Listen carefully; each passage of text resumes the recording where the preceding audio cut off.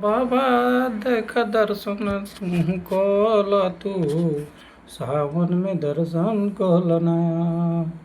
चल बाबा धाम तू कावर लेके चल, देख तू दर्शन चलना। बोल बम का नारा तू लगावल कर, भोले बाबा तोहरो सहारा होइहे।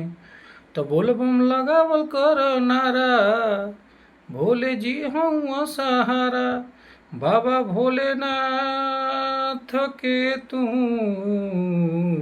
चल सावन में जल ढारल। चल भोलेनाथ का सावन में तू जल ढारल।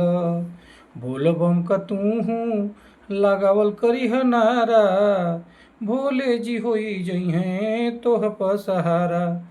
तो लेके कांवर चल देख, भाई बहिन चल देख। बोल बम का तू कांवर लेके चलल करना। बोल बम का तू कांवर देखा लेके चलना। ये हवे सावन साल में एक बार पावन अवसर आवे, भोले जी का सेवा भाई बहिन कर जावे। देख दुख दलिद्र भागी जाई, बाबा भोले जी के कर दर्शन। जाके जल तू देख, कावर से चढ़ाइल। देख भोले जी के तू कावर से जल चढ़ल। चढ़ब जल तोहार दुख दलिद्र भागी, भोले बाबा देख तोहार सहारा होई है। तो कर बोल बम के तू नारा, भोले जी होई हो सहारा।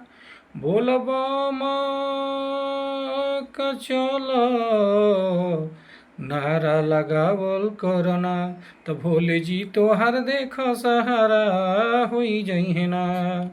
सावन में चलब तू कांवर लेके भाई बहिन, तोहर नसीब देख जागी जाई बहिन।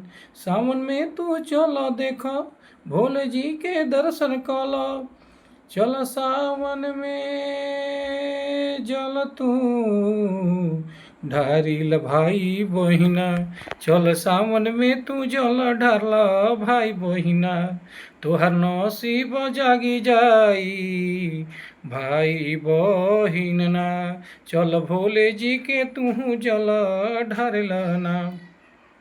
भोला जी देख हुए देखड़ भंगी, सबका सहारा हुए भोले बाबा।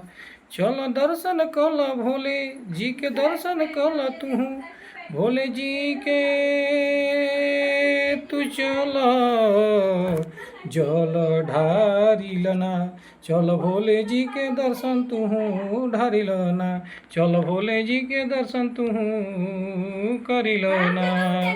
चल भोले जी के दर्शन तू कइलना।